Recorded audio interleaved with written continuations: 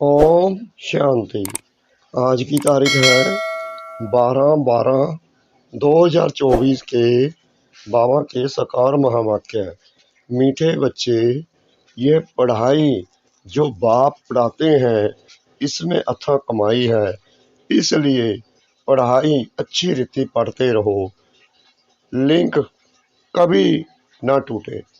बाबा ने प्रश्न पूछा, जो विनाश काले विपरीत बुद्धि हैं उन्हें तुम्हारी किस बात पर हंसी आती है?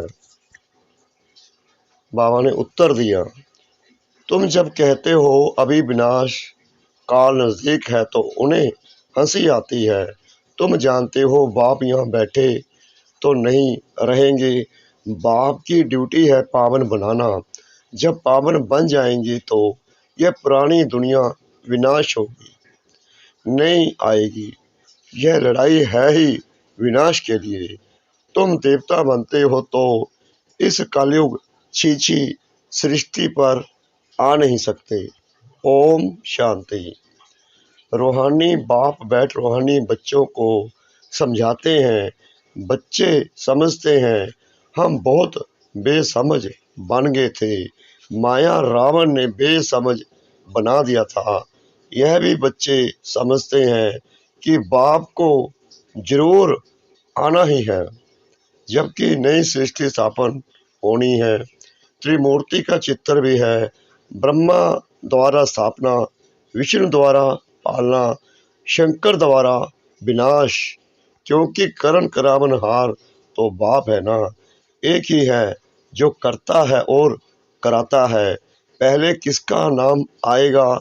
जो करता है, फिर जिस द्वारा कराते हैं करण करावनहार कहा जाता है ना। ब्रह्मा द्वारा नई दुनिया की स्थापना कराते हैं। यह भी बच्चे जानते हैं हमारी जो नई दुनिया है, जो हम स्थापन कर रहे हैं, इसका नाम ही है देवी देवताओं की दुनिया। सत्युग में ही देवी देवता होते हैं, किसी और को देवी देवता नहीं कहा जाता। वह मनुष्य होते नहीं, है ही एक देवी देवता धर्म, दूसरा कोई धर्म ही नहीं। अभी तुम बच्चे स्मृति में आए हो कि बरोबर हम देवी देवता थे। निशानियां भी हैं, इस्लामी, बौद्धि, क्रिश्चियन आदि सबकी अपनी अपनी निशानी है। हमारा जब राज्य था तो और कोई नहीं था, अब फिर और सभी धर्म हैं। हमारा देवता धर्म है नहीं। गीता में अक्षर बड़े अच्छे अच्छे हैं, परंतु कोई समझ नहीं सकते। बाप कहते हैं विनाश काले विपरीत बुद्धि और विनाश काले प्रीत बुद्धि। विनाश तो इस समय ही होना है। बाप आते भी हैं संगम युग पर, जबकि चेंज होती है। बाप तुम बच्चों को बदले में सब कुछ नया देते हैं। वह सोनार भी है, धोबी भी है, बड़ा व्यापारी भी है। विरला ही कोई बाप से व्यापार करे। कौन व्यापार करते हैं? हम ही बाबा से व्यापार करते हैं। हमें ही पढ़ाने के लिए बाबा आते हैं। पतित से पावन हमें ही बनाते हैं, ताकि हमें पावन दुनिया में ले जाएं और हमें देवी देवता बनाएं। इस व्यापार में तो अच्छा फायदा है। पढ़ाई में फायदा बहुत होता है, महिमा भी की जाती है। बाबा कहते हैं इस पढ़ाई से बहुत फायदा है। महिमा भी की जाती है कि पढ़ाई कमाई है, वह भी जन्म जन्मांतर के लिए। कितने जन्म के लिए? 21 जन्मों के लिए। तो ऐसी पढ़ाई अच्छी रीति पढ़नी चाहिए ना। और पढ़ाता भी बहुत सहज हूँ, सिर्फ एक हफ्ता समझकर फिर बल कहाँ भी चले जाओ तुम्हारे पास पढ़ाई आती रहेगी, अर्थात मुरली मिलती रहेगी, तो फिर कभी लिंक नहीं टूटेगी। बाबा कहते हैं जो 7 दिन का कोर्स है ना, सिर्फ कोर्स कर लो, मुरली अपने आप तुम्हारे पास पहुंच जाएगी। यह है आत्माओं की परमात्मा के साथ लिंक। गीता में भी ये अक्षर हैं, विनाश काले विपरीत बुद्धि विनशंति प्रीत बुद्धि विजंती। तुम जानते हो इस समय मनुष्य एक दो को काटते मारते रहते हैं, इन जैसा क्रोध व विकार और कोई में होता नहीं। यह भी गान है कि द्रौपदी ने पुकारा, बाप ने समझाया है, तुम सब द्रौपदियां हो। भगवानु बाच बाप कहते हैं, बच्चे अब विकार में नहीं जाओ, मैं तुमको स्वर्ग में ले चलता हूँ। तुम सिर्फ मुझ बाप को याद करो। स्वर्ग में तभी हम जाएंगे जब हम पावन बनेंगे। अब विनाश काल है ना, किसकी भी सुनते नहीं, लड़ते ही रहते हैं। कितना उनको कहते हैं शांत रहो, परंतु शांत रहते नहीं। अपने बच्चों आदि से बिछड़कर लड़ाई के मैदान में जाते हैं। कितने मनुष्य मरते ही रहते हैं। मनुष्य की कोई वैल्यू नहीं। अगर वैल्यू है, महिमा है, तो इन देवी देवताओं की। अभी तुम यह बनने का पुरुषार्थ कर रहे हो। तुम्हारी महिमा वास्तव में इन देवताओं से भी जास्ती है। तुमको अभी बाप पढ़ा रहे हैं। कितनी उच्च पढ़ाई है। पढ़ने वाले बहुत जन्मों के अंत में बिल्कुल ही तमो प्रधान है। मैं तो सदैव सतो प्रधान ही हूँ। बाप कहते हैं, मैं तुम बच्चों का ओबीडियंट सर्वेंट बनकर आया हूँ। विचार करो, हम कितने छी बन गए हैं। बाप ही हमको वाह वाह बनाते हैं। भगवान बैठ मनुष्यों को पढ़ाकर कितना ऊंच बनाते हैं। बाप खुद कहते हैं, मैं बहुत जन्मों के अंत में तुम सबको तमो प्रधान से सतो प्रधान बनाने आया हूँ। अभी तुमको पढ़ा रहा हूँ। बाप कहते हैं, मैंने तुमको स्वर्गवासी बनाया, फिर तुम नरकवासी कैसे बने? बाबा कहते हैं, मैंने तुम्हें स्वर्ग में भेजा, अब तुम नरक में क्यों घूम रहे हो? किसने बनाया? गायन भी है, विनाश काले विपरीत बुद्धि विशंति, प्रीत बुद्धि विजंती। फिर जितना जितना प्रीत बुद्धि रहेंगे, अर्थात बहुत याद करेंगे, उतना तुम्हारा ही फायदा है। लड़ाई का मैदान है ना, कोई भी यह नहीं जानते हैं कि गीता में कौन सी युद्ध बताई है। उन्होंने तो फिर कौरवों और पांडवों की युद्ध दिखाई है। कौरव संप्रदाय, पांडव संप्रदाय भी है, परंतु युद्ध तो कोई है नहीं। पांडव उनको कहा जाता है जो बाप को जानते हैं। बाप से प्रीत बुद्धि है। कौरव उनको कहा जाता है जो बाप से विपरीत बुद्धि है। वाह वाह वाह। अक्षर तो बहुत अच्छे अच्छे समझने लायक हैं। अभी है संगम युग, तुम बच्चे जानते हो, नई दुनिया की स्थापना हो रही है। बुद्धि से काम लेना है। अभी दुनिया कितनी बड़ी है।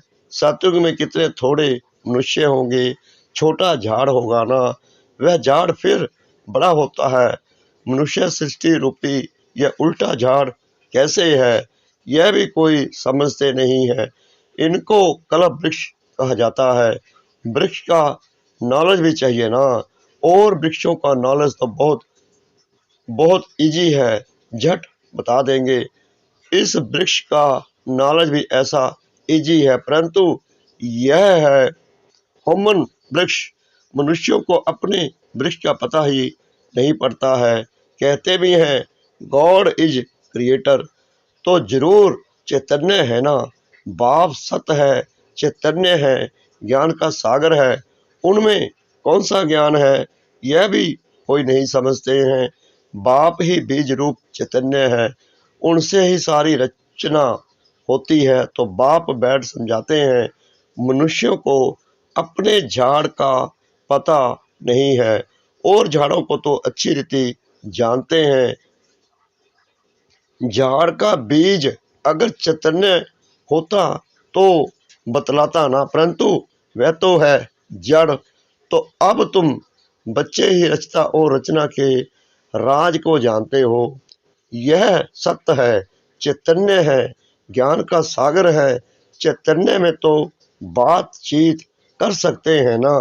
मनुष्य का तन सबसे ऊंच अमूल्य गाया गया है, इनका मूल्य कथन नहीं कर सकते। बाप आकर आत्माओं को समझाते हैं, तुम रूप भी हो, बसंत भी हो। बाप है ज्ञान का सागर, उनसे तुमको रत्न मिलते हैं। कौन से रत्न मिलते हैं? ज्ञान रत्न। यह ज्ञान रत्न है। जिन रत्नों से वह रत्न भी तुमको ढेर मिल जाते हैं। लक्ष्मी नारायण के पास देखो कितने रत्न हैं। हीरे जवाहरों के महलों में रहते हैं। नाम ही है स्वर्ग, जिसके तुम मालिक बनने वाले हो। कोई गरीब को अचानक बड़ी लॉटरी मिलती है तो पागल हो जाते हैं ना। बाप भी कहते हैं तुमको विश्व की बादशाही मिलती है तो माया कितना अपोजिशन करती है।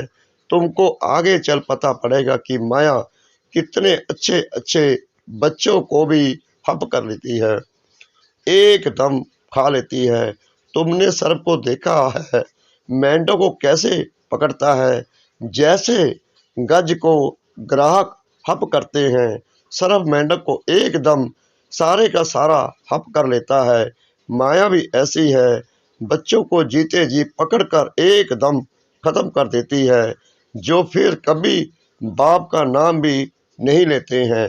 योग बल की ताकत तुम्हारे में बहुत कम है, सारा मदार योग बल पर है। जैसे सर्प मेंढक को हप करता है, तुम बच्चे भी सारी बादशाही को हप करते हो। सारे विश्व की बादशाही तुम सेकंड में ले लेंगे। बाप कितना सहज युक्ति बताते हैं, कोई हथियार आदि नहीं। बाप ज्ञान योग के अस्त्र शस्त्र देते हैं, उन्होंने फिर स्थूल हथियार आदि दे दिए हैं। तुम बच्चे इस समय कहते हो हम क्या से क्या बन गए थे, जो चाहे सो कहो। हम ऐसे थे जरूर, भल थे तो मनुष्य ही, परंतु गुण और अवगुण तो होते हैं ना। देवताओं में देवी गुण है, इसलिए उन्हों की महिमा गाते हैं। आप सर्वगुण संपन्न, 16 कला संपूर्ण। बाबा कहते हैं देवताओं में तो देवी गुण होते हैं ना, इसलिए उन्हों की महिमा गाते हैं। आप सर्वगुण संपन्न, हम निर्गुण, हारे में कोई गुण नहीं, हम गाते हैं ना। हम इस वक्त भी यही गाते हैं। इस समय सारी दुनिया ही निर्गुण है, अर्थात एक भी देवताई गुण नहीं है। बाप जो गुण सिखलाने वाला है उनको ही नहीं जानते, इसलिए कहा जाता विनाश काले विपरीत बुद्धि। अब विनाश तो होना ही है संगम युग पर, जबकि पुरानी दुनिया विनाश होती है और नई दुनिया स्थापन होती है। इनको कहा जाता है विनाश काल। यह है अंतिम विनाश, फिर आधा कल्प कोई लड़ाई आदि होती ही नहीं। मनुष्यों को कुछ भी पता नहीं है। विनाश काले विपरीत बुद्धि है तो जरूर पुरानी दुनिया का विनाश होगा ना। इस पुरानी दुनिया में कितनी आपदाएं हैं, मरते ही रहते हैं। बाप इस समय की हालत बतलाते हैं, फर्क तो बहुत है ना। आज भारत का ये हाल है, कल भारत क्या होगा। आज यह है, कल तुम कहाँ होंगे तुम जानते हो। पहले नई दुनिया कितनी छोटी थी, वहां तो महलों में कितने हीरे जवाहर आदि होते हैं। भक्ति मार्ग में भी तुम्हारा मंदिर कोई कम थोड़ी होता है। सिर्फ कोई एक सोमनाथ का मंदिर थोड़ी होगा। एक कोई बनाएगा तो उनको देख और भी बनाएंगे। एक सोमनाथ मंदिर से ही कितना लूटा है। फिर बैठ अपना यादगार बनाया है तो दीवारों में पत्थर आदि लगाते हैं। इन पत्थरों की क्या वैल्यू होगी। इतने छोटे से हीरे का भी कितना दाम है। बाबा जौहरी था, एक रत्ती का हीरा होता था 90 रुपए रत्ती। अभी तो उसकी कीमत हजारों रुपया है, मिलते भी नहीं। सही बात है, अब तो मिलते भी नहीं हीरे, बहुत वैल्यू बढ़ गई है। इस समय विलायत आदि तरफ धन बहुत है, परंतु सत्य के आगे यह कुछ भी नहीं है। अब बाप कहते हैं विनाश काले विपरीत बुद्धि है। तुम कहते हो विनाश समीप है तो मनुष्य हंसते हैं। बाप कहते हैं मैं कितना समय बैठा रहूंगा, मुझे कोई यहाँ मजा आता है क्या। मैं तो ना सुखी ना दुखी होता हूँ, मेरे ऊपर ड्यूटी है पावन बनाने की। जो परमात्मा है वो भी हमारे साथ ड्रामा में बंधे हुए हैं, उनको हमें 5 या वर्ष पढ़ाने आना ही होता है। बाबा कहते हैं, मैं तो ना सुखी ना दुखी होता हूँ, मेरे ऊपर ड्यूटी है पावन बनाने की। तुम यह थे, अब यह बन गए हो, फिर तुमको ऐसा उच्च बनाता हूँ। तुम जानते हो हम फिर वह बनने वाले हैं। अब तुमको ये समझ आई है, हम इस देवी घराने के भांति थे, राजाई थी, फिर ऐसे अपनी राजाई गवाई, फिर और आने लगे। अब यह चक्कर पूरा होता है। अभी तुम समझते हो लाखों वर्ष की तो बात ही नहीं है, यह लड़ाई है ही विनाश की। उस तरफ तो बहुत आराम से मरेंगे, कोई तकलीफ नहीं होगी, हॉस्पिटल्स आदि ही नहीं होंगे, कौन बेड सेवा करेंगे और रोएंगे, वहां तो यह रस्म ही नहीं। सतयुग में बाबा सतयुग की बात बता रहे हैं, उन्हों की मौत सहज होती है, यहाँ तो दुखी होकर मरते हैं, क्योंकि तुमने सुख बहुत उठाया है तो दुख भी तुमको देखना है। खून की नदी यहाँ ही बहेगी। वह समझते हैं यह लड़ाई फिर शांत हो जाएगी, परंतु शांत तो होनी नहीं है। मिलवा मौत मलुक का शिकार, तुम देवता बनते हो फिर कलयुग छींची, सृष्टि पर तो तुम आ नहीं सकते। गीता में भी है भगवानुवाच, विनाश भी देखो स्थापना देखो, साक्षात्कार हुआ ना। ये साक्षात्कार सब अंत में होंगे, फलाने फलाने यह बनते हैं, फिर उस समय रोएंगे, बहुत पछताएंगे, सजा खाएंगे, नसीब कूटेंगे, लेकिन कर क्या सकेंगे। यह तो 21 जन्मों की लॉटरी है, स्मृति तो आती है ना, साक्षात्कार बिगर किसको सजा नहीं मिल सकती है। ट्रिब्यूनल बैठती है ना, अच्छा मीठे मीठे सिकला दे बच्चों प्रति, माता पिता बाप दादा का याद प्यार और गुड मॉर्निंग। रूहानी बाप की रूहानी बच्चों को नमस्ते। हम रूहानी बच्चों की रूहानी बाप दादा को श्रद्धा भरी प्रेम भरी नमस्ते। शुक्रिया बाबा, शुक्रिया बाबा, शुक्रिया बाबा, इस मीठी मीठी मीठी मुरली के लिए। धारणा के लिए मुख्य सार। नंबर 1, स्वयं में ज्ञान रत्न धारण कर रूप बसंत बनना है। ज्ञान रत्नों से विश्व के बादशाही की लॉटरी लेनी है।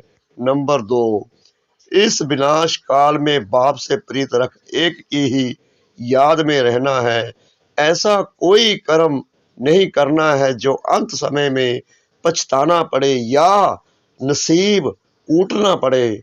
वरदान सतगुरु परम पिता परमात्मा जी का सदा स्नेही वन उड़ती कला का वरदान प्राप्त करने वाले निश्चिंत विजयी निश्चिंत भव।